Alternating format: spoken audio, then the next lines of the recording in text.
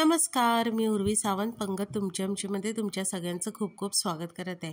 आज मी तुमच्याबरोबर हॉटेल आणि ढाब्यावर मिळते तशी पनीर भुर्जी घरी कशी बनवायची ह्याची रेसिपी मी तुमच्याबरोबर आज शेअर करणार आहे।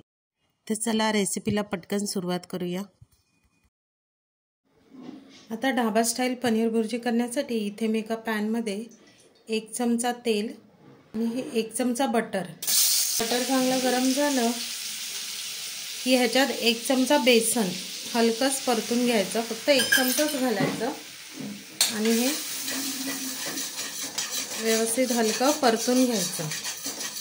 तर बेसन चांगलं परतून झालं की त्याच्यात मी 2 मोठे कांदे चिरलेले ते घालायचे आणि कांदा चांगला लाल होईपर्यंत आपण तो परतून घ्यायचा। आता हे बघा कांदा जरा चांगला गुलाबीसर झाला आहे। आता त्यामध्ये आपण 2 टोमॅटे मीडियम साइज टोमॅटे चिरलेले आपण त्याच्यात घालून टोमॅटे पण एकदम नरम होईपर्यंत आपल्याला शिजवून घ्यायचे आहे। आता इथे टोमॅटा शिजला आहे। आता टोमॅटा शिजल्यानंतर त्याच्यात 2 छोटे चमचे एवढे आलं लसूण पेस्ट,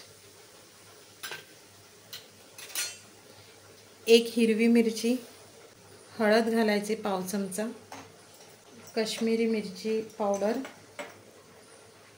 1 चमचा, किचन किंग मसाला मी पाव चमचा घालते, धने पावडर पाव चमचा, जीरा पावडर पाव चमचा हे घालून आता आपल्याला व्यवस्थित हे मसाले शिजवून घ्यायचे आहेत आणि मसाल्याला तेल सुटेपर्यंत आपल्याला हे चांगले परतून घ्यायचे आहे। आता ते खालून लागू नये म्हणून मी ह्याच्यात थोडं गरम पाणी ॲड केलेलं आहे। आता हा बघा आपला टोमॅटा कांदा अगदी व्यवस्थित शिजला आहे। आता काय करायचं, ह्याच्यात थोडं गरम पाणी ॲड करायचं। गरम पाण्याचाच वापर आता ह्याच्यात आपण करणार आहोत। कसुरी मेथी,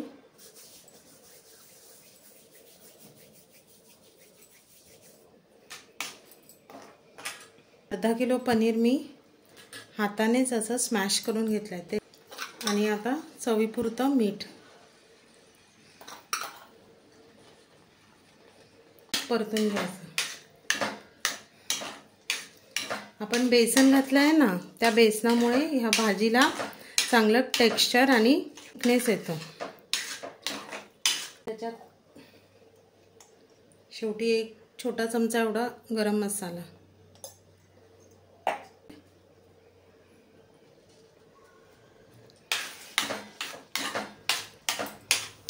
तर शेवटी ही घरची मलाई असते ना, ती 1 चमचा घेतली आहे।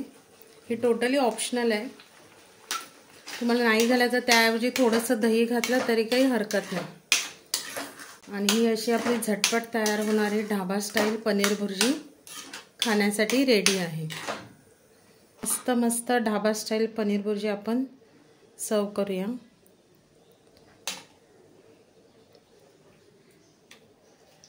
मस्त मस्त त्याच्याबरोबर गव्हाचे नान